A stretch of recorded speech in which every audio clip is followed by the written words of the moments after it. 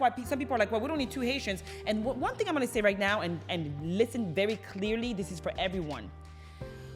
Why is it that when there's two beautiful black women on a show or in a room or whatever, and they're the only two amongst other people of different races, why do we need to choose and say, oh, her or her versus her and her?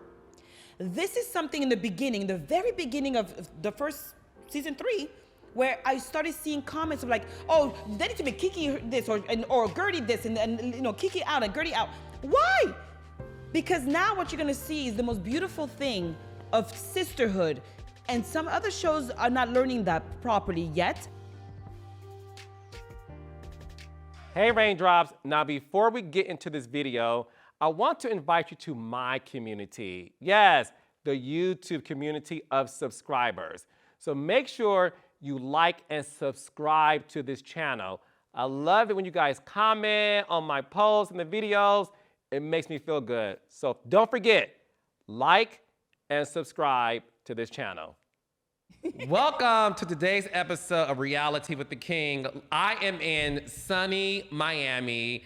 I had to fly here because, as you all know, one of my favorite shows is The Real Housewives of Miami, and one of my favorite people is this beauty. I am obsessed with her. First of all, I'm talking about Gertie, obviously. Do you realize? What, darling? I am obsessed with you. With who? With me or the show? What are you talking about? Me? You, then the show. Stop your lies. Let me tell you something. Stop. Obviously, I worked on Housewives of Atlanta, New Jersey. Yes. So I'm a big fan of the franchise. When Miami first started, I enjoyed season 2. Okay. Season 1, I was like, something's missing. Yeah. Season 2, I liked. Okay. I liked. Okay. I didn't love it. I liked it. And then season 3 happened, and what happened? Boom! And then it went on hiatus first for like a couple of years. Yes. And then when the show was announced to come back, I was like, okay, because I used to live in Miami. For how long? Like 2 years. Okay. For like 2 Well, you years. didn't like us enough to stay? Well, you know, I like my money enough to go other places. Understood. We'll call you a snowbird. Come as you please. Okay. So I like to call Miami my side piece. Yeah. Okay, that's fine. Because I can't get away from it. I'm having an emotional affair All right. with Miami. Only Miami. Only Be good. clear. So when it came back. Yeah, because you know the African. Oh, you know about my African. You know the African ain't gonna put up with that mess, honey. So you better have a side piece, which is called Miami, but not a side piece called Miami. Get it? I love that you know about my African. I know about everything with you. I'm obsessed with you more than you're obsessed with me. Keep No talking. way. Yeah. Yes. I listen to every podcast. I watch all of your shows. Bad and Bougie. Love and Marriage DC. Yeah. Go get me started now. Keep talking. I love you. I love you more. So when the show came back, season 3, with the OGs in addition to a new cast, and listen, one thing about me, I'm not a liar. The moment you popped on the screen, I said they got it right. Wow. I said they got it right because you have all this personality. You're obviously extremely gorgeous. Thank you. You're extremely gorgeous. I'm a huge fan of yours. I love your relationship with your husband, Russell, who's also gorgeous. He's over there. Just be patient. Wait till the end, okay? Yes, That's yes. the teaser. No, he's here supporting. We'll He'll get be to him making a later. cameo. Yes. And your beautiful boys. I just love everything about you. So I'm so thankful that we get a chance to talk. Oh my God. I feel like I know you, first of all. So give me your hand. I feel like Yes. I'm like, I know this person. I feel like I know you, your energy. And people like us, for example, like we're not for everybody.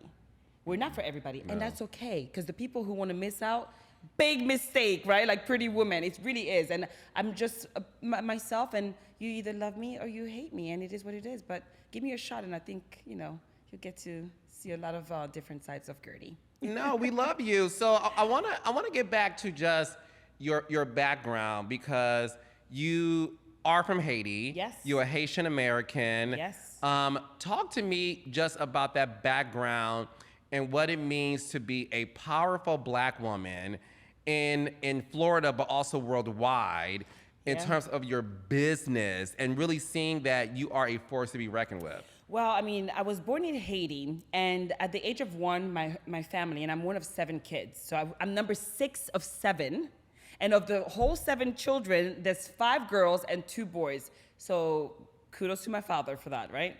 So I'm number 6, and at that time, there's only 6 of us. My sister was born 9 years after me, so I was the youngest one when I was in Haiti. Literally, the last picture of us is me in my mom's arm, and then, you know, my father decided, because of the political turmoil there, that we were gonna move to France. So I was only 1, going to France. So Haiti has a very special place in my heart because I am Haitian and it's in my blood.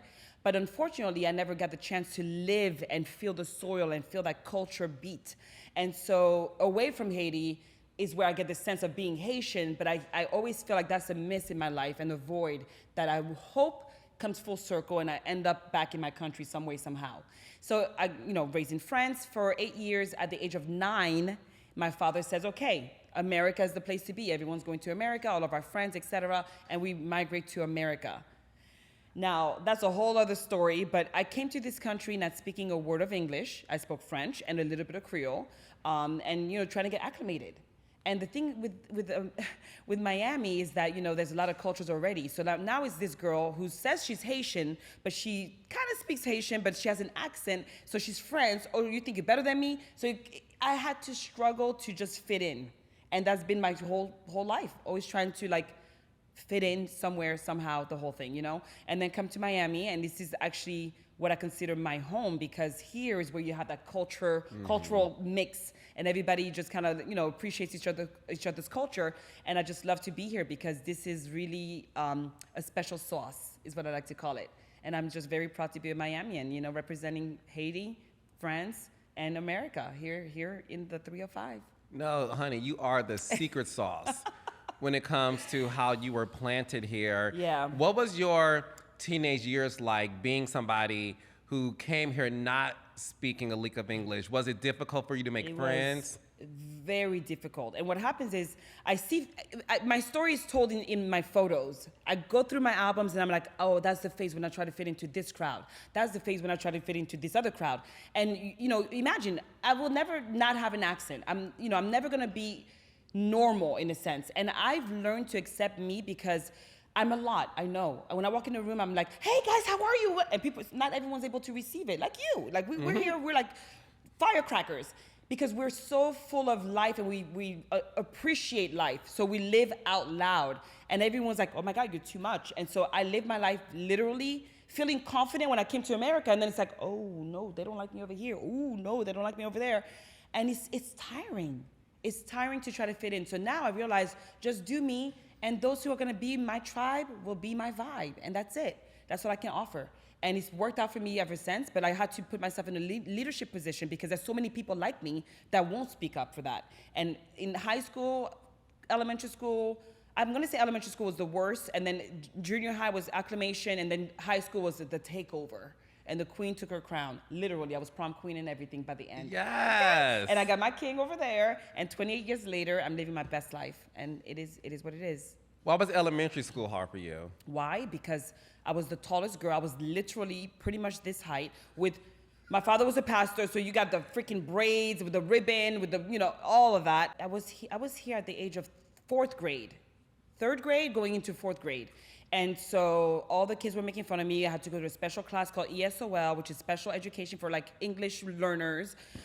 It was really bad. I was wearing church outfits and braids my hair, and all the girls had perms, and I was tall, and they used to call me giraffe, and I didn't speak English, and so it was hard. It was really hard. And then all of a sudden I'm like, wait, I am the tallest, so I'm towering over them. So like a giraffe, honey, I look down on you people. That's how I had to psych myself out to be like, I'm a bad bitch. And little by little, I just started gaining that confidence back to what I used to have in France. Because in France, you didn't mess with me. Somebody was getting beat up, I'm gonna call Gertie.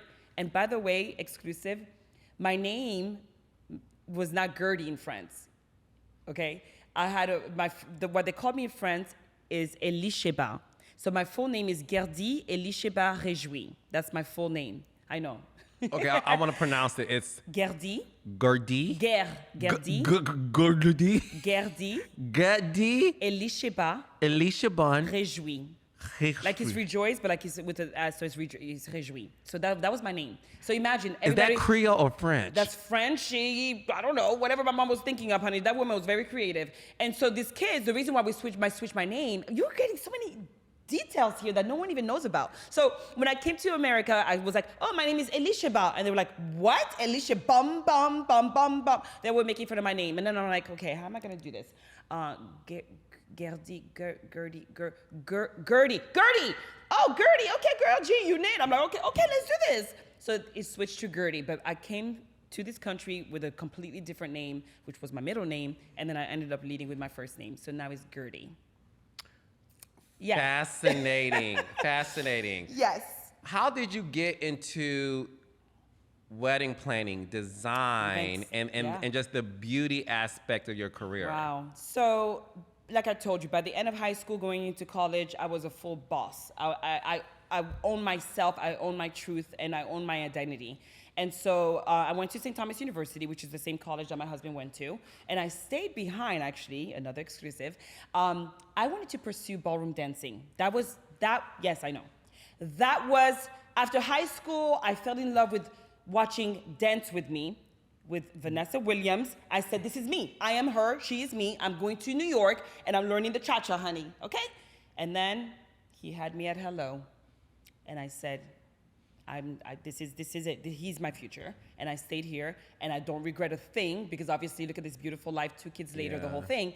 And so that's why now, in exercising, I'm like, okay, I'm walking, I'm doing the elliptical, I'm getting back into my groove of dancing again. So I feel so happy, and everyone's like, oh my God, you should be on Dancing with the Stars. And I'm like, I could only wish and dream to represent. Can you imagine? So it's a whole other thing. You would kill it. Honey, on dance. She knows a little salsa, a little something, something. Yes, indeed. What was your question again?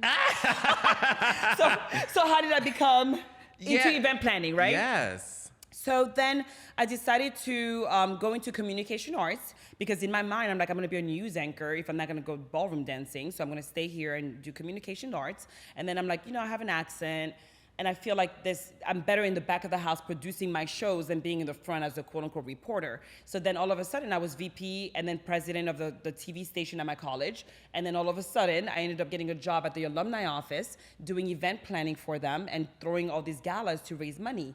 And they wanted me to go around and meet with all these alumni and ask for money. And I'm like, I don't like asking for money, but I like putting on the parties. Mm-hmm. So that's how I started saying, okay, zone in, girls, zone in, parties. Party planning. How do I get into this? So through catering, you know your stuff from the back of the house, then you are able to lead in the front of the house. And that's how I ended up doing event planning. And I never looked back, because I am very bossy. I am a multitasker, and I think way bigger than anybody can even presume, just like you. You think big. Mm-hmm. And then you need the right team to make sure, like, I want to do this, yeah, make it happen. And then you get the right team, and then it just makes you look good. So I just ended up doing this for 22 years, and at the highest level. If you know a place called Fisher Island, it's where the 1% live. You can't even drive there, my friend. You got to take a ferry to get on. If you're not on the list, you're not getting cleared. You get on by boat, you get on by helicopter, private helicopter, or by the ferry. And that's how exclusive it is. So I've seen Beyonce, Usher, Oprah, Rosie O'Donnell. Trust me, I've seen it all. I've done it all for all of them, with non-disclosure agreements, of course. But that's where you get your grind. You're able to. That's where you get your grind. You're able to really know and learn from the good, the bad, the ugly through those different experiences, and it brought me to where I am today. So I'm very fearless because of the fact that I worked with fear for a very long time. Mm-hmm. That's amazing, because obviously here you are, you're this beautiful powerhouse. You're running a multi-million-dollar business in a billion-dollar industry, and you're a Black woman dominating that space in one of the richest states in the world, Florida. Yes. And I don't think people really understand the gravity of what that means. So you're as good as your last event. That's how I like to say. Yes. When I tell you, you have to stay humbled in life, because the moment that you're like, oh, I'm the I'm this, I'm that, or you will get knocked down in 3 seconds. And obviously we'll talk about it later, but cancer was that moment for me of like, oh, humble. Yes, humble. But yeah, you have to stay literally focused, keep your head down, do the work, because you're as good as your last event or good as your last performance, whatever you do in life. Yeah. Learn that real quick. Humble yourself always. Yeah, yeah. No, and listen, so to be able to have all of this going on for yourself, beautiful family, you have this amazing career, this lucrative career. Perfect life. When you received the call for Miami Housewives, though, Okay. what happened? Like, how did you get the call? How did you end up on the show? What were your thoughts on it? Did you even know about this show prior to getting the phone call? I am a Bravo holic for sure. I will always love Bravo. I mean, my God, to me, it was the best messy shows ever. It's like, it's escapism, right? So like, I come from home from a long event and I'm like, okay, what is this housewife show about? Oh, no, she didn't. You react to these situations that you've been put in or so forth. And I think that I seem to look like the perfect housewife, the husband, the house, this. I got it all, in the sense of the checklist. But I knew some of the girls beforehand, and it's all about connectivity with these shows. If it ain't real, it ain't happening, because it can't be reality TV without the real in it, right? So for me, it's like Nicole and I is so funny because she's literally my best friend, and we were around the same circles. I have a photo of her as in a background in an event that I was being honored on because it was a magazine that I was being featured on. And she was at that event. And we didn't know each other, but we were always in the same circle. Same with Alexia. So through all these connections, all of a sudden, we meet, and then the show calls, and it's like, oh my God, this is like all meant to be. Everything in life is meant to be. Everything is, there's no mistakes in this life. And so once you acknowledge it, when the call came, it was kind of like, okay, this is it. This is it. And, I look at Russell, of course, because I need his approval. This includes him too. And he knew that this was like, it was inevitable, is what I want to say. Mm-hmm. And he felt comfortable. And I like the fact that he didn't threaten my livelihood, which is my business. It wasn't so like, here, Gertie, Jeff Lewis style, you know what I mean? Because there was a few opportunities prior with that whole concept. But I said to myself, this is perfect because it shows my balanced life in a sense. So this was great. Yeah, I don't regret it. I love it. What was the audition process like for you? It wasn't so much audition. It was all about, again, knowing that all these girls knew each other. And then, obviously, I think the root came from the pre-cast. Yeah. Those who came from season 1, 2, and how did they evolve 10 years later? So then the evolvement included some of us newbies, and that's how we came to be. So it was actually the perfect timing, the perfect people around, everything. The surrounding was proper for everybody, and I think it just worked out. So it was meant to be. No, it really was, because I've said this on my podcast, and the world is saying this too. Real Housewives of Miami is truly, truly one of the best housewives out. Like top. Thank you. I don't know if we get the recognition for it yet, but they'll come around soon. No, listen, when I watched the reboot, if you will, that first season of the reboot, which is season 3 technically, yes. Right. We were all like, no, this is it. My African eye, we were living in Miami at the time. Yes, African and we were like, yes, honey. And we were like, no, this is it, because one thing about Miami that we're all obsessed with is you get amazing personal stories. Yes. Everybody clocks in to work. Everybody, honey. Friends of our friends. Like, honey, come on now. We all tune in. We all leveled. We're a team. And it's like, no one is lesser than anybody, period. Okay? I ride hard for my friends of, and those are that should be, we are equal partners. What is the makings of that? Because obviously I've done tons of seasons of Housewives.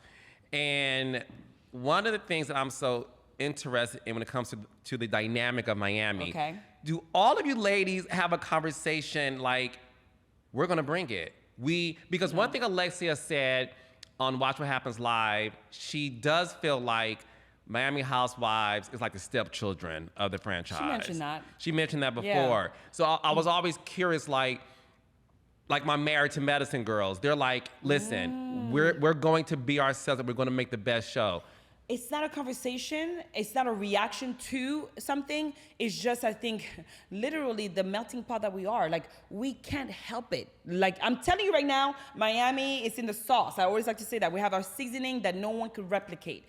And it's like, turn the cameras off for real, we're still going at it, or we're still talking like, oh my God, it's this thing, it's a cadence that no one could get, and it's just the thing that we have together. So it's like you put a camera on or off, it doesn't matter, because we are gonna be that 100% personality as we are, because that's why I think we were the chosen ones, because we literally just gel in a way that's like not explicable. It's just weird, and it's just organic, and it's real. It's not made up, it's not put on. So when some people are like, oh, Gertie, she's so extra. No, you don't know what this guy has to go through. Russell's like dealing with cuckoo, crazy, in the best way. Like, you know, we live out loud here. We live out loud. It's too damn hot, honey. Like, we gotta get out and like, we gotta let it all out. Get it all out. No, and you let it all out too. And I remember last season, one of the things that your castmates were saying about you was like, you're doing too much, Gertie. I remember because they weren't doing enough. Keep going. Oh. Keep going. Yeah. When people say you do too much, what does that mean? Because you ain't doing enough. That has nothing to do with me. I'll take care of my lane. You take care of your lane. Let's keep talking. But yes, you're right. It was kind of like, oh, we're taking it back. And mind you, all of them in their own way are very much too much in their own right? So it's kind of like you dictate what I can bring to the table and how much of it. Like, you don't do this. You're not a scientist, so do not bring my water level down to bring yours up. Like, that's not going to happen.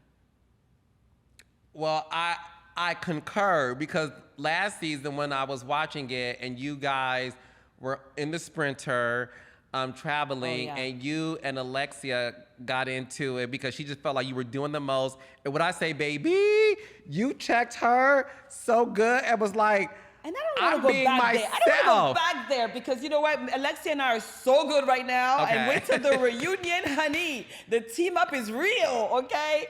And you are not ready, because it's when I tell you the reunion is going to spin heads like, wait a minute, what's going on here? You're not ready. You're not ready. Because there's a lot of secrets revealed about some people, and the truth comes out in the best way, in the truthful way, and finally it comes out in a sense of like, okay, let's lay things on the line of what it is and what it ain't, so that we can move forward or not, type of thing. So yeah, you guys got to tune in for the reunion. So you and Alexia are teaming up against the other team? We're not teaming up strategically. It's just that I ended up looking over to her like, okay, girl, now you're on the bus. Let's go, girl. Let's go, girls. No, it's good. So trust me. Back then, if we'll go back there briefly. What happened was, it's just kind of like I just felt that I wasn't being or able to be my full self. And because of the fact that everyone felt like, you know, oh, we were here first. It really was kind of like OGs versus newbies. That is no longer happening, and I love that, because now people are really seeing people for who they are, and not because of like, I know you longer and this and that. So we're scratching the prerequisites. I didn't feel like I was on the same level before. I felt like it was kind of like, get and it's like, oh, you don't know anything about that. You weren't friends with her for 20 years. I don't care, because we're not 20 years back. We're 2023, 2022, and 2024. So let's go forward, soldiers, is what I'd like to say. So yeah, so I think that now everyone's got the message, and it's looking good. It's looking, the future's looking bright. Definitely. Cloudy skies, a little sprinkle of rain, 20% chance of rain. I love a good weather report. How do you feel when crazy? You know this, right? You know you're my type. How do you feel when people say the show got to Alexia's head? She felt that she was a fan favorite and that she's the queen of the show. And I even think she intimated the same as well. Well, I can't discredit her for, she holds the show down in a way that is stable, especially through the story with Frankie. And because that story is constant, it is a present, it is a past, it is a future.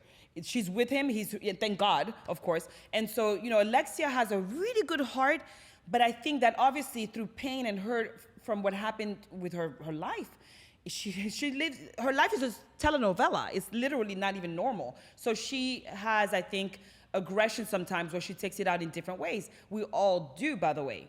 How we show it is different, and that's what it is, you know? So I can't fault her for whatever she is. It's just about like, just be respectful to others, you know? And so I think that she may have been in a place, you know, last season, but I think she's, you know, she's realized it, and you see this season her putting her best foot forward. at the New Horizon episode that happened, the first episode, like she tries to say, hey, I saw my bad. I'm trying to do good, moving forward. And that's what it is. It's growth, right? Trying to do better. The people who don't understand how to grow, that's called a clown. Okay. Do you sometimes feel like you're at a circus act? Sometimes I do, but it ain't a funny one. It isn't. So what do you want me to do? So it's kind of like, it's a scary. You know how people are scared of clowns? Now I understand why. Is it like the It movie sometimes? I don't even see it. Is it a horror? Russell knows I don't do horrors or come to my house or knock on my door with a mask. Don't do it, because we're ready to respond. Trust me that. Okay, we don't play games in my house. We are very secure. So by you being this world-renowned event planner, you obviously have created parties, created spaces for people to hang out, and been to tons of events. Yes. Lisa's obviously is going through this divorce. Yeah. What has been said on the show is how her and Lenny had these, luxurious parties. Okay, yeah. I've been to 2 of them, actually, yeah. And how there will always be like these scantily clad females around these parties who sometimes didn't fit the bill, if you will. Sure. Well, maybe they were chump change. They weren't bills. So that's the first thing. Rule number 1 to go to a Lisa party is don't bring your men around. So first of all, Russell is not a social person at all. Clearly, everybody sees that. But rule number 1 is gonna be a Halloween party, and it's gonna be G-strings and booty. Okay, no, Russell's gonna have enough booty at home not to be going to no party to look at no booty elsewhere. How about that? So we don't take the husband there, and then when you go there, you don't stay there for long. You give your hellos to Lisa, and that's who we're here for. And then we just kind of like get a couple drinks, take a couple selfies with our little outfits, our little what is it called, on costumes, and then you go about your merry way. No one lingers at those parties if you know what it is, unless you want to, and clearly that's not me. So Lisa's come to a realization with Lenny, and we're glad that we see her now finally, clap on, clap off, and she finally gets it. Okay, the lights are on. Not and the clapper. Good. Yes, but that's good. That's great, because now she sees what she, has been going through and what everyone else has been seeing. So she's moving forward, and it's great to see her moving on and realizing her past. And you saw the finale where her auntie and her mom were talking to her about how he treated them. And it's kind of like, what was that about? And, so I'm glad that she's realized that, and hopefully, she knows how to handle things moving forward. Yeah. For the future, Well, we're happy she got that clap instead of the other clap. Yes, absolutely. We don't want that clap. No. No, ma'am. No. So Russell is not allowed to go to those parties. It's not like he doesn't even want to go there. But would I go there and like literally know what I'm going to get? Like preposition to have 3, 4, 6 sums? I'm too tired. I got things to do. Busy. And I think that we're clearly look at him shaking his head. This is what he loves it. He loves it. And this is why I think that we are a very good match, because we keep each other leveled in many ways. We're good here. We're good here. No one is craving nothing. We're good. No. The fridge is stocked. Don't you like my symbolisms? I'm so creative, right? I know you're good. No, baby. You are a water levels, clap on, clap off. The fridge is stocked. Let's keep doing this. You are a one-woman show. Know that. Although you're a one-woman show, I will say this. Me and the fans, because I'm a huge fan. Yes. Me and the fans. The fans and I. The fans and I. There you go. Proper English. I'm stupid. I know that's right. Proper English, Carlos King. The fans and I, darling. This is my ESOL class. I was English. I learned English real good, honey. I know. I'm a college dropout. It's all good. Oh, stop it. Are you serious? Oh, honey, I dropped out of junior year because I got a job at BET. Good that you took and it. I remember being in geology class, in college, yes. You got to take some of these prerequisites. And I remember being in geology class saying, this is not for me. Why am I in geology class when I have a job Thank you. as a production assistant? Absolutely. So I dropped out, honey. Good for you. I'm good. Who needs Ivy League colleges anyway at this point? To be honest, my son is not going to one. I'm not trying to pay $60,000 for one. the education is very similar, whether you go across the street to Miami-Dade College or whether you go to, who knows where. So yeah, things are changing in this world and I love it. No. Experience first. I have no Love regrets, it. and I paid off my student loan last year. Thank you, sir. Thank you, God. But no, you are a one-woman show. However, the fans and I, we love the duo of you and Kiki. Oh, yes. Oh, You yes. and Kiki, and listen, Yes. I love. Don't you guys want to see more of us together? Well, I was just about to say that because I love the relationship between Alexia and Marisol. Like, Don't you want to see more? Like, but baby, why aren't we seeing this dynamic don't you force? want to see more of us? So, I mean, all I can say is look forward to the future, hopefully, because I think that it's now people are seeing this connection. Listen, Kiki and I, we're sisters, and there's nothing that anyone can say or do to separate us in that sense. We are island sisters. We are from the same struggle. We have the resilience that no one could ever take away from us. And so those who try will fail badly because it's not going to work. We will always see each other first as like what we are before we try to get into the mess of like he said, she said, whatever. We will always be like, girl, yeah, she's crazy. Let's go, get him. Wait till you see the reunion. We share the same dressing room. I'm going to start with that. I'm gonna start with that. We share the same dressing room, and the queens are queening, and I'm gonna say something in Creole that my people will know. Epi, that's it, okay? And I'm gonna say that because we're coming. It's gonna be good. And by the way, my best friend is still Nicole is still in the mix, baby. Yeah. Okay, don't get it twisted. Nicole is my BFF, and Kiki is my sister. Period. Would you like to see Kiki as a full-time housewife? Absolutely. Absolutely. She's got a story to tell. And it's funny because the two of us are Haitian by birth. She was in Haiti till she was a teenager. I was in Haiti till I was 1. So the way that we connect is so different because it's not like, oh yeah, remember this little store next door? No, I don't know Haiti. So I get to learn from her from me, and it's gonna be a beautiful thing hopefully in the future for you to see how we connect in a different level of like my side of the experience versus her side, because Haiti to me is a beautiful place, but it also is a very hurtful place because I lost family there during the earthquake in 2010. So we bond in a very deep level, and that's the reason why it's like no one could ever check us for nothing that we are or are not, because it's just not even normal. Because it's funny because when I watch the show, I Yeah. do feel like they're trying to pit you two against each other. No. And I'm always No, like, it's just that I think editing-wise, there's just so much else going on that Yeah. it's not like when her and I are on the show, we don't have combative and anything. So it's kind of like, wait, there's something going on over there. There's a lot of look over here type of moments that doesn't allow us to kind of like show the bond. Yeah. But I think that everyone has realized the magic that it is, especially starting like the reunion. It's just this little brewing. It's gonna just brew itself into a beautiful cup of cappuccino. So just wait for it. Wait for it. It's happening. Period. well, that just made It's my gonna be day because I've been advocating for that on Twitter. Yes. Like, I just love this duo. Okay. And even when this season, listen, I do love all the girls. Yes. Yes. I was very disappointed in Lisa though, when you guys were on a trip and listen, Kiki's funny and she's cool. Right, But when Lisa was, saying the microaggressions of like, Wait till the reunion. Oh. but even you being there, like, I felt like Kiki instantly knew, like, you're trying But to say I'm being yes. aggressive and attacking you Right. when that's not. Wait till the reunion. Wait till the reunion. Because it's like even Andy gets involved. Okay? Even Andy gets involved.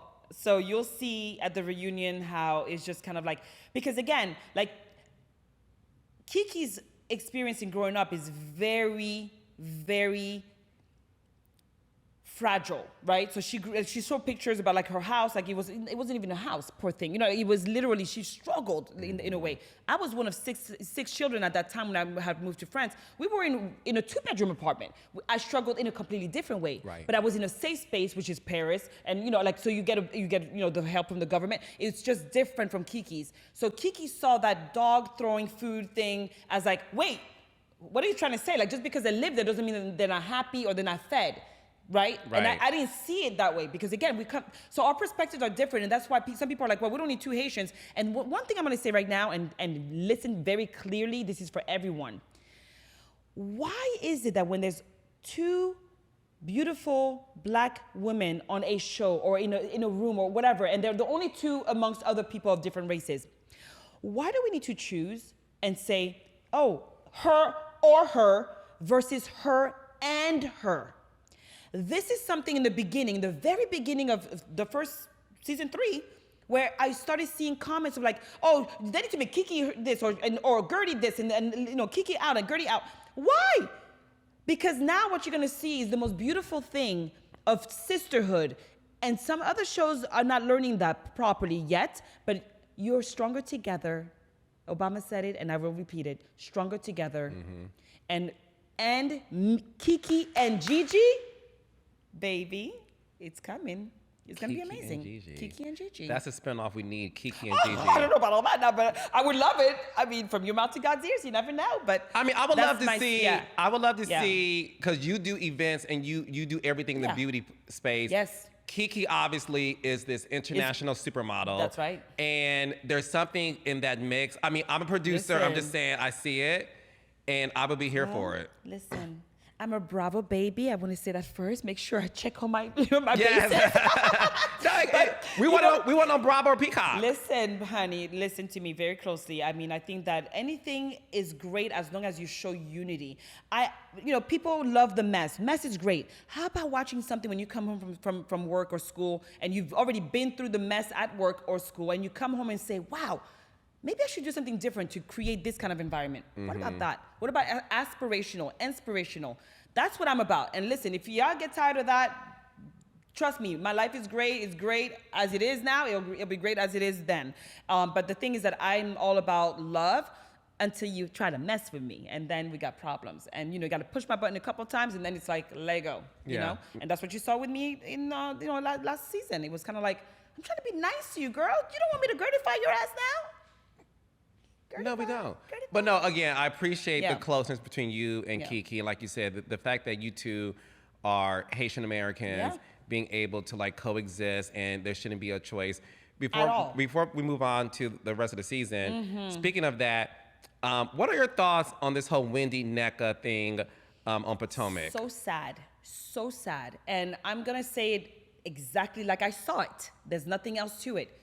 Wendy was minding her business, sorry. Nneka, I saw her at BravoCon, looks amazing, beautiful, but I felt like maybe there was just a lot of people in the ear to be like, get it. That's how you're gonna get your moment. And unfortunately, she fell for it because it would have been even more beautiful to say, listen, there's a lot of brewing going on over here, but guess what? I'm gonna give you that benefit of the doubt, and let's talk, sister.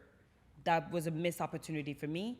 And now, how do you make it right? Now people are on Wendy, like, just apologize or forgive her. You talk about my mom, I'm gonna have problems for a long time, right? You talk about my husband, my children, I'm not gonna forgive you whenever people say to forgive you. So for me, it's kind of like, let time do the healing, and it will heal. Wendy's she's a doctor, she's smart, she knows what she's doing.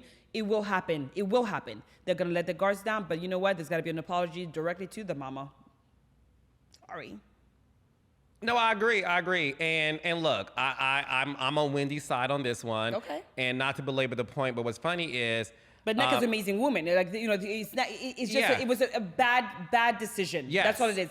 Good people make bad decisions. That's it. That's it. Great. And Queens, we love. They're both queens. We love course. Nneka. Exclusive for you, because I never told anybody, nor my raindrops this. I am a raindrop too, but tell me. Yes, raindrop. Tell me the and exclusive. I'm Gertie-fied. Okay. Boom. Yes. There we go. I developed a show a couple of years ago based on first generation Africans in Los Angeles. Nneka was a part of my cast. And Nneka is... And she migrated her way to Potomac. And this, right. So when I saw that she was in Potomac, one of my producers said, do you remember Nneka? She was a part of the cast for this show we were developing for VH1 about, again, first generation Africans in America, and Nneka was a part of it. So the Nneka that I saw on the casting tape in the scissor reel, she's funny and she's fabulous. So I was looking forward to seeing her on this, and I'm so proud of her. And that's the problem. The thing is that it's a missed opportunity because then it derailed her focus on herself and her character and building herself up as one of the members of this group in Potomac and geared it towards the hateration nation, towards Wendy. And now it's a disconnect, but they're gonna get it back together. I know this. They're smart, they're beautiful. They will get it together, promise. I see it in the future, hopefully. You do? I think so. I don't see it happening. Well, then there's your exclusive. But I'll say this. Yikes. It needs to happen. It needs to happen. Let's move on. And that's what Miami does really good. Say it to the people in the back. The reason why Miami Housewives is one of the best Housewives franchises is because you girls fight hard and love hard.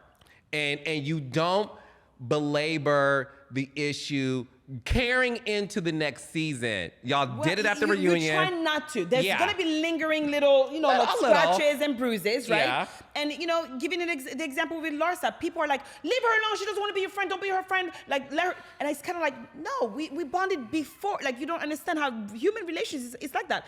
When you find a connection with someone, you're like, oh, I see you in this way, and then something happens, and then you get hurt because you actually care some way somehow about this person.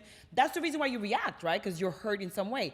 When the person doesn't see it for what it is, and that I just need you to boom, boom, boom for us to move forward, that's where then the issues begin. So, that's the relationship with me and Larsa. And at the reunion, you'll see how we hash it out or not. We'll see. But that's what it is. And that's why these bonds go on and on forever, because you try to find the benefit of the doubt and say to yourself, could she have meant it?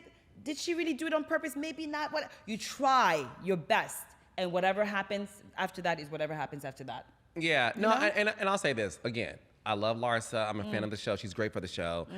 I was extremely disappointed in Larsa for sharing your diagnosis with the girls prior to you having the opportunity to do it yourself. So that was one sting for me. Yeah. And then it just kept multiplying with... And that was the core of it. It's about the fact that I'm like, I'm going to give you...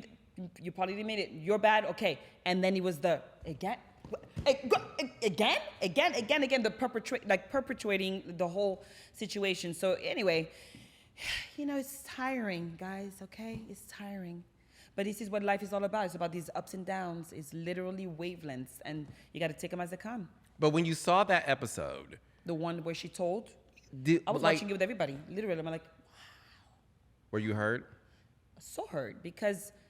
As you see, I'm thinking people are saying, "Oh my God, no, she meant well. Oh my gosh, the reason why we didn't say anything is because what hurt most was the fact that she asked them to keep the secret of her not keeping my secret. How are we gonna do that? Oh, don't tell anybody. Okay, I won't tell TMZ, Gertie. Don't worry, but I'll tell all 25 of my friends at the party for the 5-day disappearance of Jordan. It was kind of like, wait, but don't tell her I told you. I was like, wow, that was to me like... First of all, not to cut you off, I need to laugh. Not the 5-day disappearance of Marcus Jordan. My English is no good. No. It's not disappearance. It's the, what was it? No, what is the word? Gertie, you are I swear it's my English. Wait, no, hold on. What's the word? You just checked me for my bad grammar of me and the raindrop. You said the fans and I. What is the word? You said a 5-day disappearance. Hiatus? Is that what it's hiatus? Let's just say trip. Oh, trip. Yes, trip. Guys, I swear, I promise. Oh my God, promise, guys. It's my English, okay? Stop. Because listen, I've been with my applicant for 19 years, Messy and boots. I'm not too sure that I'm going to throw a party because he was out of town for a couple of days, my love. Okay, or your words, a disappearance. It's a business trip. So he was founded after being on the milk carton. No, it was a business. No, it was a business. I wasn't there. I wasn't invited, so I don't know the details. But he was on the business trip. He came back, and it was like, hooray! Can I get more champagne? Yeah. No, but I mean, I would do the same for Russell probably if he was gone because we never apart. So it's true. It's a good idea. And I'm a party planner. I love a party. So so you throw parties. You see, I love it. You like it, I love it. We're not going to stay on her for too long. We'll move on. But what are your thoughts on Larsa's relationship with Marcus, because you obviously get to see way more than we as the fans. I'm not invited to the parties, so I don't know anything. I just know that they're together now. They were separated at the Super Bowl. There was a thing, and then they're back together, I think, but I don't know. So I just don't know. But I think that if they're together, I'm sure they're happy. If they're not, I hope they wish them well. I don't. Allegedly, yes. They're back together after having a Super Bowl moment. Super Bowl. Where we do that to you. Because instead of watching Usher, we were tweeting. Usher, oh my God, I'm the roller. Another Haitian as well. Usher's not Haitian. What is wrong? No, he is. Usher is not Haitian. I thought no, he is. He's from Atlanta. He's American. His father. Jason Derulo is Haitian, honey. No, not I know, but Usher. I believe Usher's father is. What is his name? Edmond? I know the last name seems Haitian, but I was told, I was corrected back in high school that he was not Haitian. Usher is named after his father. He's the fourth. It's Usher Raymond the fourth. Edmond. Told you! I know what I'm talking about. Stop your lies. Usher, when I was growing up in high school or in junior high, it was like a bad word to be Haitian, and people used to get beat up for being Haitian. The same way Jamaicans went through this, Haitians went through this. Miami in the 80s was like, oh my God. But anyway, the fact is that, so maybe at that time, people were like, no, he ain't Haitian. So for me, I thought he wasn't Haitian. But anyway, Haitian and proud over here. Good for you, Usher. Good for you. Love it. Yes, no, we love it. We love it. We love it. God. So he needs to claim that a little bit more. Let's hear some compa mixed with, booty music. That would do. I mean, See, another medley. There we go. Medley. I mean, damn, that Super Bowl performance was like 39 songs in like 2 seconds. Yeah. I was like, this is my confession. Dun, dun, dun. Every 3 seconds, it was like a new song. I was like, that's a lot. We're doing a lot of medleys here. Hey, you guys are multi-talented. And he brought the whole Atlanta on stage, so that I really liked. He didn't forget his past. He brought Little Wayne, no, not Little Wayne, Little John. Little John and Ludacris. And then Alicia and that first key. Not the first key. But she's queen. She is. And we all make mistakes. Remember that. So don't judge. There we go. So was it a mistake that Michael Jordan doesn't want to meet his son's girlfriend, Larsa? Say allegedly, because I don't know anything about that.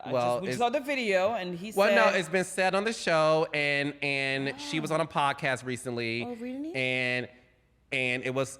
She said it. She's never met him. Okay. But his mother likes her. Well, she never met him after her divorce with Pippen. Let's get things clear. No, like she met him obviously because they were in the same team, right? They won like championships and rings that were amazing. The Bulls. What is going on, Mr. King? Okay, technically you're right. Larsa did meet Michael Jordan when her then husband Scottie Pippen was playing. So you mean while she was with Marcus, she hasn't met him as the girlfriend title? She hasn't been reintroduced to Michael Jordan as his son's girlfriend. Okay. But she was introduced to him as his teammate's wife. Gotcha. What is the question? What is the question? Because you clarified clarification. Is that a red flag in a relationship? If you and Russell have been together for 28 years, would it have been a red flag if you never met his father? Listen, if I was with Russell for 28 years and I haven't met his parents, then we're good. So my point is that you see what I'm saying? It's kind of like we're doing good over here, you're doing good over there. So, and they're grown. I mean, they're real grown, right? So like Larsa's a grown-ass woman in her 50s, early 50s, and so she doesn't need to meet anybody. She's making a decision for herself in her life. He's making this decision. He's over 30? He's 32 and she's 50. Grown boy, grown girl, doing them. Do you boo-boo? Carlos, the pauses are creating drama. I'm not. I'm distracted by your beauty. oh, the ribbon right here. It's giving me Audrey Hepburn tease, but thank you. The time has come for us to have a special guest join us. Speaking of beauty. That he is. We have Russell in the building. Come join us, Russell. Where is he sitting? Can we get a chair for Russell? Oh my God. Do I need to get up? Mr. Andrew, please. Will he sit here on This the hot is, seat? Let's is change. this an exclusive? Yes, it is indeed. The first time that Russell has ever sat down on camera to do an interview with me and us as a duo. So you get the exclusive. You get the exclusive. Let's pop. I get the Let's exclusive. dance. Hey. I get the exclusive. Yes, yes. No, I love this for us. I love this for us. Such a beautiful couple. Seriously, all jokes aside. Shall we put him in the center, the hot seat? Let's do that. Ladies and gentlemen, please welcome to the stage one of the hottest husbands on Bravo. And as of right now, baby, he is the husband on Bravo that we all love and adore and we stand for. Give it up, y'all, for Russell. He hates this and I he's know. freaking out. Hi, okay, Russell. keep going because he's like, I can't do this. So, Russell, thank you. This is an exclusive because you guys have never done a dual interview. So I'm honored that you decided to show up for your wife like we have seen. How nervous are you right now, Russell? I mean, it's just not a common thing for me. So when Gertie came home and said, baby, look, I mean Gertie, baby, guess what? The Bravo executives called me and they want me to be on Housewives of Miami. It wasn't like what that, do you think? honey. It was kind of like, they called. Look at the text message. No, I'm kidding. But it was, like I said, it was inevitable. I'm not going to tell you how it happened, but it was very kind of like. It was meant to be. It was meant to be kind of like, it's time. It's time. But what did you think, Russell? Because you are a very private guy. You're a Scorpio. And one thing I know about Scorpio men who decide to be with somebody that is a star, they love the background and they love, you know, supporting their partner, but not being in the limelight. So was it challenging for you to know that when you appear on a Real Housewives franchise, your life changes forever? Obviously, it was a big decision, but it's, you know, we've been together for so long that when she was approached, I think she mentioned it before, years prior, she had been approached for, you know, Different tentatively projects. for different things, and we were like, no, it's, Too invasive. I didn't want to do it. I didn't want to have anything to do with Yeah. that. But you know, I couldn't hold her back anymore. Yeah, and those other projects were more about like that Jeff Lewis setup of like, you're gonna be the planner and we want to see everything behind. And it was kind of like, I have to be responsible for 6 employees being on camera. It was just too much at stake. The housewife, you know, platform is just a balance of all of that. You know what I mean? So you get a sprinkle of this, a little sprinkle of that, a little sprinkle of this, and it's an ensemble cast. Yeah. So it was more, I think, comfortable for me to start out on national TV being kind of like in this kind of format. And I had watched it before. I knew the risk, but I'm like, we don't really have anything to hide. Like, so you don't, you when you get on this show, you better not have skeleton in your closet. And a lot of people do, and I'm kind of like, why are you signing the paperwork? But you know, we're upfront, and it is what it is. And you know? I figured, I'm just gonna be a minor role, which I am. You know, I just stay in the background. Yeah. I'll be good with that. you know? Right. And And that was my mentality going in. and then you got the finale. Right, which we'll get to a second too. Yeah. But prior to that, you guys met in high school. So who approached who? You want me to say it? Are you?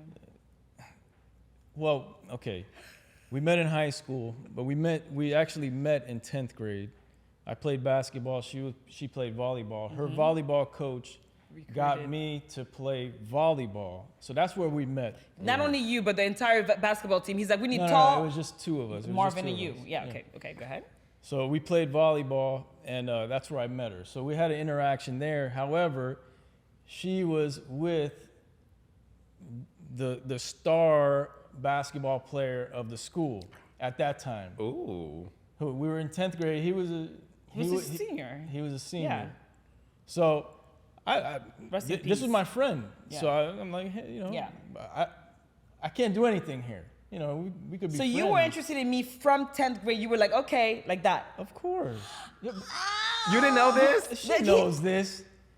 He likes to say so, but like I didn't know the gravity of like I wanted to be with you in that way. You know what I mean? But So- you were Right. with you were in 10th grade. You had the star basketball player as your boyfriend. Yeah. He was a senior. He was a So senior. you were like, I'm going to like, of course, respect. And that guy was threatening. He was not having it. It was very like, you know, like Yeah. And he lived a block away from me. So We all lived like 8 minutes from each other. It was like crazy. Yeah. Okay. Getting So all then, the tea. okay, so we had interaction there. We messed with, played with each other. But that was it. Whoa. What does Y'all that mean, play with each other? Get it straight. No one was playing with you. No, while I was with my husband, my other guy. nothing hands-on. Nothing. Okay. Sports. Yes, sports. We played volleyball together. Y'all weren't talking. playing like tag or? No, because we were practicing the same stadium thing, so what's it called? Gym. I don't know. See, my English no good. Girl. Keep going. So then, once that Dissolved. passed, He went to college. He cheated on me probably. I was like, he cheated on yes, you. of course. He was in college. I was like a little high school girl. So like, I was like, okay, I know you're cheating. So we breaking up. And then comes the advances. Keep going. Well, 11th grade passes. And then 12th grade, which was, the beginning of our last year,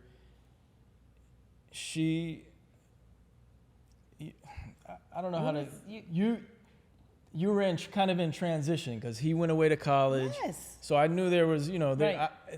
they were separated or maybe they weren't. We didn't really know. But he We wasn't were really in the separated. picture. It was kind of like, we're not going to make it. I already know you're talking to Angie. And It was kind of like, So, I'm not. Yeah. So at the beginning of the year, a couple times I'm walking down the hallway. It was a big school, very crowded.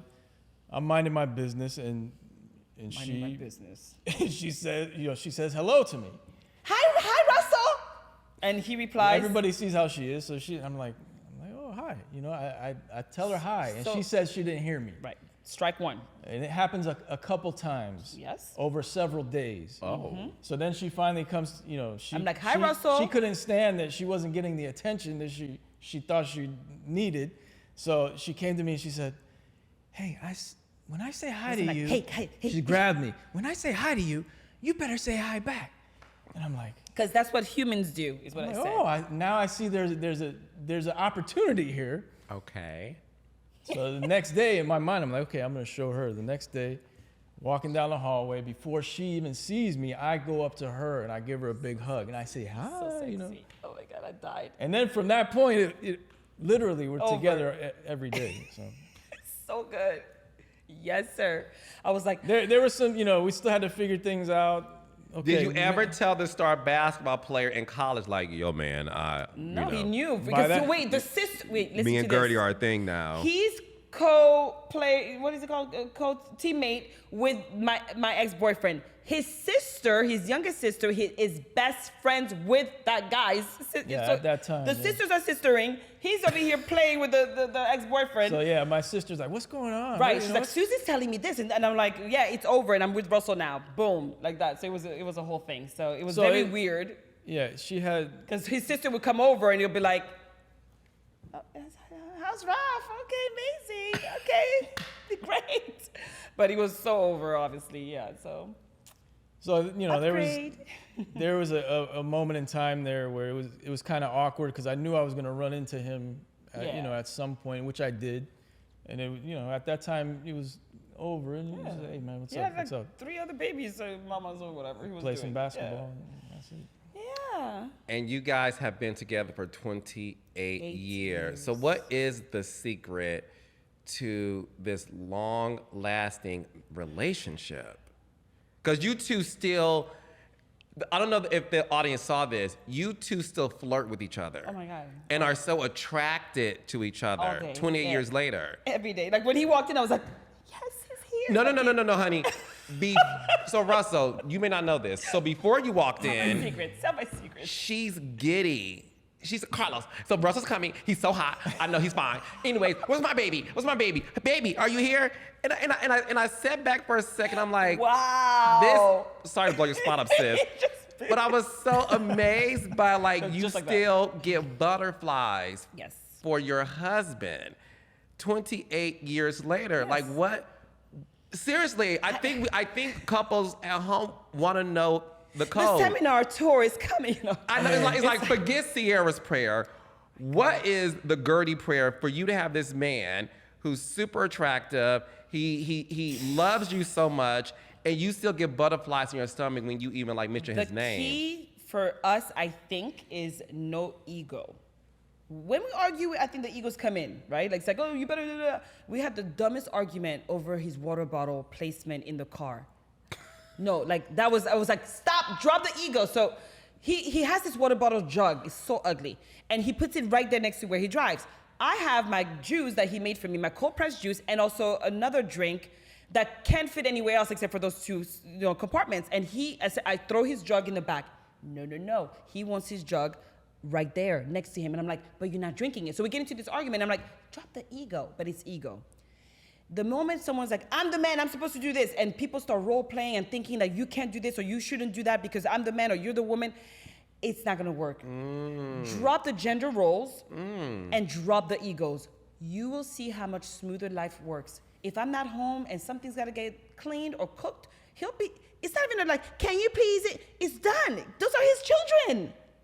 Like, drop the gender roles as if like you're too good to do this or you're too good to say sorry. That is, I think, the biggest issue in relationships. And I think a lot of people who are divorced are probably like, damn, I could have worked that out, couldn't I? And then, it's too late. So for us, and another thing is that we don't use the D word ever. We never say, I'm going to divorce you if you don't do this. Yeah. You never threaten people like that, especially if you love them. Go ahead. Yeah, from the beginning, we kind of knew that, hey, we wanted to be together, and she wanted to do one thing. We wound up staying home together, and let's see how this plays out. And when we decided, we're gonna make this official, get married, start a life together. We already knew all these things, so it's never like we argue with each other and we're like, oh, I'm gonna leave you, that's never even comes into the picture.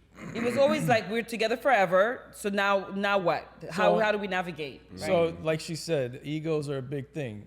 Yes. Obviously, everyone has disagreements, but you have to put your ego aside and you have to come to a compromise. At the beginning of our marriage, we start living together all the time.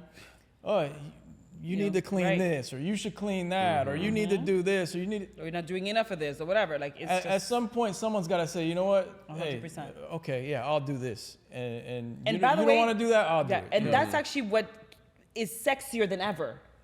It's kind of like, damn, he's a take control type of man. I come home, like, you don't understand how much I was traveling for work. I was in Portugal one minute, then I'm in Cabo the next minute. Like, I can't do this for the kids and do that for the kids. And so I'll come home and he's like, that's taken care of. I got this. I got you. I got this. And that became such a thing of like, damn, he's really invested in us, in me, in himself. It's self-pride at the end of the day to know that your family is good like that. So I think when people reshift their train of thought and how they see themselves, it's amazing what the growth that they can do within themselves as well. Because I look at him now and I'm like, it's weird, but it's like it gets better. I'm like, damn, like he's growing to this man that I never even imagined I needed. And that's all the secondary stuff. Of course, you gotta like this person. You gotta be friends with this person. You have to love this person. Yeah. You have to be attracted to this person. Yeah. And then all that other stuff, you figure out. You have to be willing to figure out. Go ahead. I'm sorry. No, go ahead. Yeah, no, but the one thing that I do love about you is the fact that as we talk about gender roles, obviously there isn't, unfortunately, a lot of husbands who are like, I don't mind taking care of the kids, cooking sometimes, cleaning sometimes, pick them up from school. Right. You are a very active father. Absolutely. Like extremely active, and you're an active husband. Do you believe that in some marriages, like Gertie is saying, is a toxic masculinity, this sort of machism, are some of the reasons why these relationships don't work? Because did you ever fall into that mindset of like, well, why am I doing this? Or were you always like, I love her and this is what's best for the family? Like I said, you figured things out. Yes, like I can't say specifically what was what, but yes, at some points I did have that mentality like, why do you want me to do this? It's not my job. Yeah. But that's, I don't want this stupid little thing to cause us to fracture in a way that we're not going to be together, because I want to be with her, So you have to make that decision. Is this stupid little thing, worth it to fight with this person all the time? And we're It's lucky not. that we have parents that are still married. His father and mother have been married now 50 years. We just celebrated them this week. My parents are over 50, so we have good role models. And his father is in the kitchen cooking. His mom will be cleaning, and then vice versa. My father does the cooking and the cleaning. My mom is not that type. Very fashionable though. But everyone finds their niche in the household. And it's so funny because look.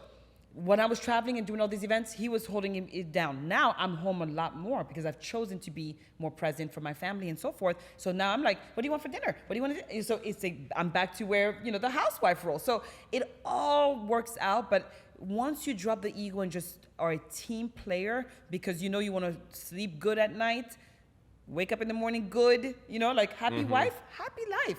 For real. We are the matriarch and we are, the stability of a household in many ways.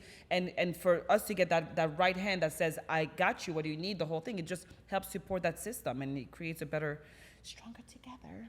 So No, and we saw that because obviously, listen, for you to showcase to the world your breast cancer diagnosis and to see the fear that you had on your face in the earlier part of the season when you got the news, right? Yes. Talk to me about the moment that you heard the news and the thought process and having to tell your husband. He was there with me for the whole part. I wouldn't even have a phone call without him. So when my doctor called me, my gynecologist called me, I was in St. Bart's, and that was when he was about to tell me that I had there were 2 types of cancers that I had, by the way. So there was the first one, I'm like, stop, I need to merge Russell. Nothing happens without. Before you got the news, you wanted, Yes, wow. of course, Okay. absolutely. Yeah, absolutely. She went in for her mammogram. Yeah. And then, which she does regularly. Annually. But this time they asked her to come back. So I remember during that phase, I was bringing her, and I was, in my mind, I'm like, oh, this is weird. We're going back multiple times. But you never think it's going to be you. But then I'm like, everything. It's going to be fine. It's going to be nothing, just like it always is. So then she was out of town, and she calls me, and I could hear it in her voice. Something was wrong, and she's like, here, Doctor such and such is on the line. Emerging you. So I knew right away what it was. But we didn't know how bad, like he just got worse and worse and worse and worse and worse. But he was there every step of the way. It's like he didn't go to work for a month, like literally, like over a month. It was just unbelievable. Yeah, so many people go through And he this. hates to take the credit. He says, which is true. Like you say, everyone goes through it all over the world. Yeah, it's through. true. So you got to keep moving forward. Right. And Like he doesn't like this title of like he's the best husband in the world because everybody's doing it. If my mother, I'm not even gonna say the words, but like my father would step in. We see this every day, so he hates the fact that it's kind of like this. But I disagree with that. Okay. And I'm gonna say this, and this is no disrespect. Yeah. We unfortunately don't see it every day, and we unfortunately, don't see a lot of husbands drop what they're doing and to be there for their wife. Right.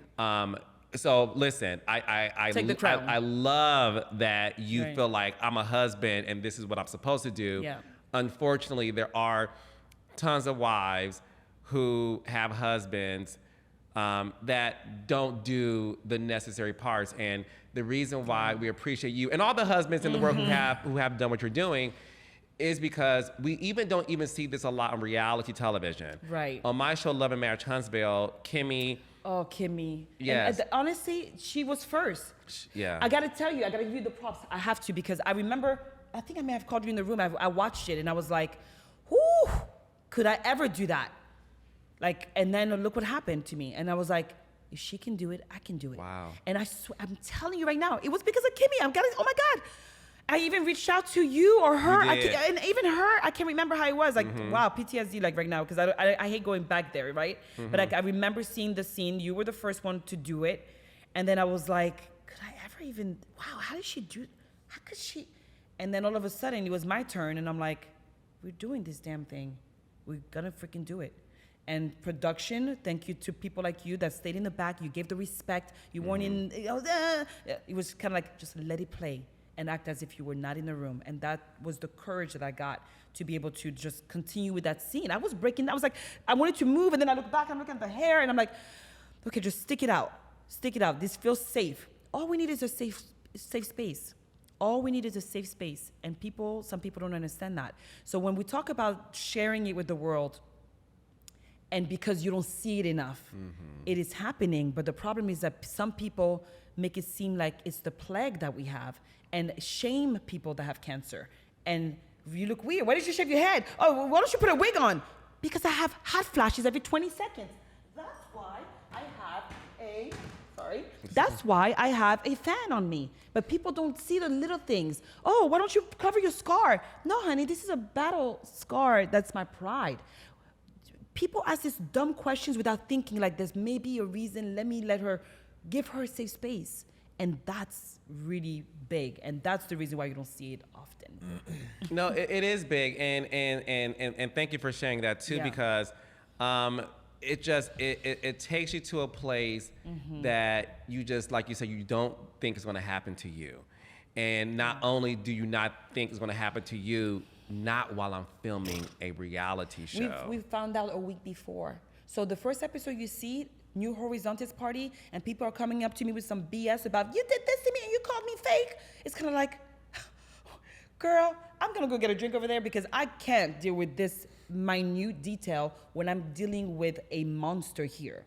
But when you're not ready to share, no one could tell you what to do, when to do it, where to do it. It's just a thing that's just kind of like, it feels good now it doesn't. So, when people say I staged the dropping the news to cancer to Larsa, of course I didn't. Of course, it's just emotional reaction of like, this is what I'm going through. So you'll see, at the reunion, we talk about all those, those kinks, and how, we try to figure things out, but it's a lot. It's a lot. The reunion is going to be a lot for people to watch, and yeah. Yeah, well, speaking of things being hard to watch, obviously, Russell, we saw in the finale, it was hard for you to watch your wife have a petty argument. And again, we love Larsa, and we'll see what happens at the reunion. Yeah. I was so shocked at the level of insensitivity that she displayed during that conversation, knowing that you are going through this battle. The camera kept panning to Russell, watching you, protecting you from a distance, and then finally saying enough is enough. So Russell, talk to us about being in that moment and what you were seeing that led you to be like, this shit has to stop. I didn't know what they were talking about. So I was a distance away talking to someone else, having a conversation, and then I heard things piping up, getting louder. So that's when I started focusing in, see what was going on. And the women, they get into arguments often, I guess. Right. When I saw her, take her hat off, and then I heard a couple things that I thought were, over the top. So I went over there with my only intention of going over there was to get Gertie away. Yeah, once he saw the weave come off, he's like, well, what's going on over there? I didn't say anything to anyone else. I was talking to Gertie. I said, hey, what are you doing? Let's get out of here. Yeah. And she got up. We're going away. And then a certain individual kept pursuing. That's the only reason why I said what I said to that individual. And I wouldn't have said anything else to her, but she kept talking to Gertie, and she even was talking to me.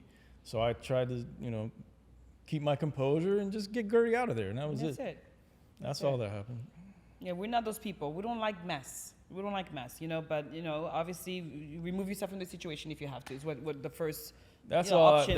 That was my. Especially considering I was having chemo literally the next day, so yeah, it's kind of like focus. This is not important. This energy is not good for you right now.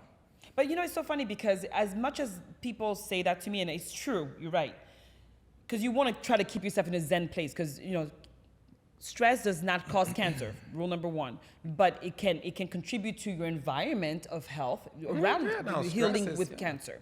So for me, what I've learned now is that I will release what no longer serves me. Period, end of story. I don't like something. Hey, I don't like that. Period. My housekeeper just recently let her go. Why? Took a bag of cookies. It wasn't about the cookie. It was about the fact that, honey, you signed an NDA. You know I have 17 cameras in my house. You know damn well that we saw what you did last summer, okay? And we asked you, I'm asking you to your face, well, nobody eats this cookie because I know it's my cookie only. Nobody else eats it. And she says, oh, I don't know, it was just there. And I say, you sure? Because if you like the cookie, I'll get more cookies for us and it's okay. No, it wasn't me. Rewind. Yep, and here's the chewing. So liars don't release what no longer serves me. Ain't happening. And that's my new way of life. So get ready for season 7? Because I give grace, but I'm not giving all of my grace any longer. Cut the cancer out symbolically. Cut it out. Are you two able to forgive Larsa for her behavior? You'll see at the reunion how things evolve. He's not even part of it. Like he said what he said, which was literally, don't be disrespectful. Be respectful. That's it. There's no discussion between her and my husband. Okay, so it's between her and I, woman to woman. And at the reunion, we definitely have it out. So you will see that discussion and how it plays out. Do you think people? And again, I'm on Twitter, but sometimes I'm not. Yeah. Based on you protecting your wife, are there people, or even Larsa, are they trying to say like, oh my God, you spoke to a woman this way? Actually, and that was the first thing that I ever saw, well, multiple things I've seen is like, people would say, I usually don't like men in business. And the way that Russell handled it was he wasn't like back and forth trying to elevate. Right. He literally removed me and he says, just be respectful. Like, just consider the situation, timing, like cueing, tact, and that was it. Everyone's praising him for the way he handled it, is what I've seen. I didn't feel good, doing that. I didn't feel good afterwards doing that. Yeah. Oh, you didn't? Why? No, because I shouldn't have to. You shouldn't talk have to anyone, a woman that way. Right. I don't know how I was put in that situation. Like, that person should have seen that I was already taking Gertie Removing away. me. Yeah, and it was over at that point, usually. That's how I felt. I was like, why? Yeah. So that's why I kept it as it was. I wasn't gonna do anything or say anything derogatory. That's not. No. I just wanted to get Gertie away. That's it. Yeah. And I even with that, that's all I did. I still, I didn't. Because he's not that guy. This is not who we are. So I was glad that it was just what he was, and that's it. But people have praised the way he tried to obviously just, protect me. So it was more about protecting me than anything else. That's it, and that's it. Yeah, no, I am people who felt that like, and again, I worked on shows where sometimes the men insert themselves unprovoked. No. And I felt like you were defending your wife, and I was happy even Dr. Nicole saying, that's my best friend. That's my girl. Gertie needs 5 minutes, leave her alone. Yes, so I do appreciate that. People around me. Yeah. And look, the most beautiful moment of this whole season was the shaving of the head, and seeing Russell, how you were there for her even in that sense. And listen, I know you don't like compliments and I respect it, but again, it goes to show you the love that you have for your best friend, who also is your wife and the mother of your children. Yes. And to see the moment of you cutting the braids and then shaving it off, were you nervous, like going into that moment knowing that this was going to be captured? Because it's such, listen, with all due respect, you didn't have to show that to us because it's such an intimate moment. I know. Was I nervous? I wasn't nervous. I just wanted, throughout everything, I just wanted to make things for her easier, and make her, as comfortable as possible throughout everything. So if she made the decision, with my advice and with others' advice, that she should cut her hair before starting the chemo. Of course. because she So didn't that want was to actually, I really wanted to do that. That was She very didn't wanna- important for me to have control. Yeah, she didn't want to For have that. to see her hair falling No out way. and go through that process. No way. Let's just shave it. Yes. And then you don't have to deal with that. 80% of people shave their head before chemo, actually. Yeah. So For those reasons, right? Yeah, of course, it's about Yeah. control. Like, and me being a control freak, I'm a party planner, and I'm the top party planner of the world. And I'm sitting here like, damn, I'm being told when to go to this, when to do this, blood work. Like, all I do is go in and out of consciousness, is what I like to call it, in doctor's appointments, and lay down and do this, and take this pill. And I'm like, I can't. I'm in a box. They put me in a box, and I fought for myself to be out of the box when I came to this country, and now I'm being put back into a box. So I'm like, no, I'm gonna. Pick me. I'm gonna cut my hair. I'll do that one. So it was about controlling something in this whole narrative. Yeah. Look at you now. Look at me now. Cancer-free. Cancer-free. I just did my 6-month. I did my 6-month mammogram ultrasound, and that was also a lump in my throat. So every 6 months, what people again don't understand is that it's not like, oh, life is amazing. Life is amazing, and you want to live it out loud. But every 6 months is a test of time that says, knock knock. Okay, nobody's there. Cancer's not there. So it's every 6 months that I have to hold my breath. I'm on the hormone therapy. I get shots every month. I take pills every day. I'm having a hysterectomy in a couple days, in 2 days. So it's never over. I have my scars to prove everything that I do is like, oh yeah, I have cancer. Yep, I forgot about that. It's always a reminder. So it's never over. But I don't victimize myself in that way at all, because I feel like it's like I'm standing here and I'm rocking this bald head, and people are asking me, am I keeping it or not? At the reunion, I answered that question. Okay, 'cause that's been one of my questions, so I won't ask it. At the reunion, I answered that question, and it's a Gertie 2.0, and it's amazing. It's really amazing. I never thought I would be who I am today, what I am today, and it's just an evolution. No, I have to say this about you. At the end of the day, as a huge fan of yours, when I watched your first season and you were this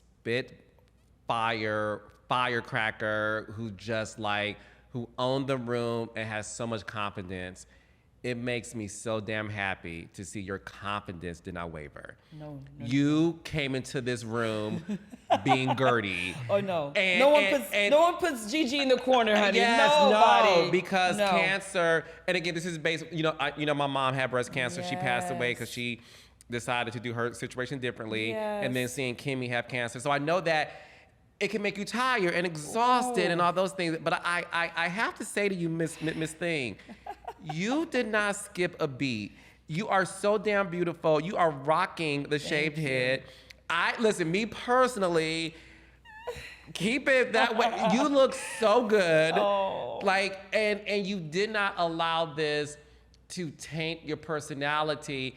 And one thing I know for sure, being this health nut that I am, your happiness is also a healing factor 100%. in all of this. Release what no longer serves Yeah. you in every way. Yeah. 100% is true. Yeah. And surround yourself, your vibe. This is our tribe. Tribe is your vibe, baby. Yeah. Yeah. Absolutely. And I'm doing it day by day. I'm trying to be selfish. I mean, that's the rule. First thing that Martina, who had cancer twice, Julia's wife on the show, she said, you got to be selfish. When you want to be alone, just say, Russell, I want to be alone. Like, don't just stop wasting time being graceful and just cut it.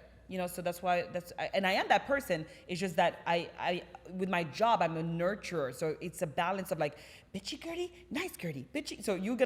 So I snap sometime and then I'll be like graceful. And then so it's interesting. So you never know what you're gonna get. Well, what are we going to get next from the two of you? Is there anything that you guys have going on? Yes. Businesses? Anything else? Yes. So you are featuring, this is definitely my new amazing project, and this is like a life change because with cancer, and it's a mutation. So my type of cancer is not genetic; it's a mutation. So I'm looking at my sisters; they're all healthy, they're all natural, and I was like perming my hair and doing all this stuff, and then look what happened to me. So I'm looking at the preventive ways in which I want to live my life moving forward. Yes. And so I said it's got to be from the inside out. So the first thing I said to myself is, what am I doing to my hair? So, I started evaluating that. And also then I said, what am I drinking? What is it that I can do that's something that is a huge impact? And we're made up of water pretty much. And I started looking into the water. And if I tell you the findings I found, so I started digging deeper, and we partnered up with a company, and we have a sharehold with a company called Miami Alkaline Water. And this is the water. Not only do we have alkaline water, we got CBD water, and we have hydrogen alkaline water, which is the top of the world level of water. So we are not playing games, and it is a game changer. The first thing that happened to me when I had chemo was they were like, you need to drink alkaline water. I started researching that. And then when I found hydrogen alkaline water, I was like, oh, we're taking it to the next level. So literally your house system, the water system in your house, fully making that what I like to call kosher, which we are also, by the way. The water's kosher because you got to put the minerals back in there, add the antioxidants. So we are literally in the purest water environment ever, and that starts with inside. And to me, people ask why I'm glowing. People asking why I'm so healthy and bubbly, and because it's in the water. No. If you do your research, honey. Do your research. So not to cut you off, I'm vegan. I've been vegan for 7 years. And here's so your bottle of water. Here's your bottle of water. No, listen. And I will be shipping ship me a box, please. We'll be shipping you all types of waters, honey. No, so I've been vegan for 7 years. Yes. Because I take my health very seriously, and again, I could do a whole episode about that. I don't, because the whole like meat and water is definitely a big component. Filtered water, but people don't know about alkaline water, natural spring water, and also the importance of hydrogen. Hydrogen. And so I started, Russell, for I think the past 4 months. Only drinking hydrogen water, and I have a hydrogen water bottle that infuses hydrogen inside of my alkaline water, because I only drink alkaline water, and I've only been drinking that for 7 years. Wow. And shows in the skin, honey. Look at the glow. Well, thank you. So, amazing skin. So I'm telling you, and one thing about me, I don't like to perpetuate my health on others, because so. The only thing I would say to you, for sure, you are correct. And everything we eat, everything we cook with, there's water in everywhere. And why do 1 in 3 people have cancer? 1 in 3? If I show you this website and you put your zip code in, and you'll see how many arsenic contaminants. I mean, our neighborhood alone has 77. And I was like, thank you, no thank you. Why do we have cancer? I think it could potentially have, possibly, allegedly, be in the water too. And I'm gonna be drinking the purest water out there. And God, please, hopefully that's the answer to many a thing that will, be on a healthier path. Yeah. I'm so damn proud of you too. No, seriously, and I do mean this. Again, I lost a mother due to breast cancer. And if I can just tell people, especially in our community, in the Black community, 40%, 42% extra, deaths in the Black community than it is in the white community.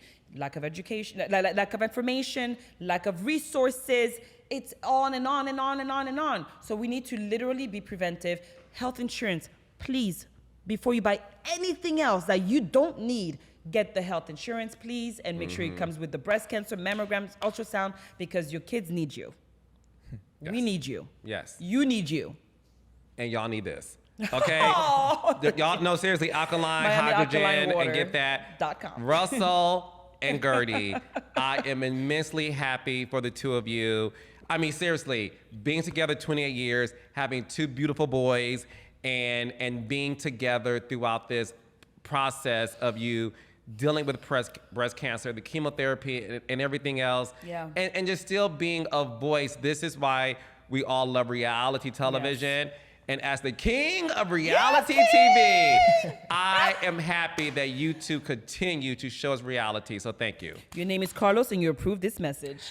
There we go. Boom. Make sure y'all catch the Real Housewives of Miami 3-part reunion every Thursday, 9 o'clock, 8 Central on Bravo. And you can stream it on Peacock the next day. Stop sleeping. Watch live. Watch live, though.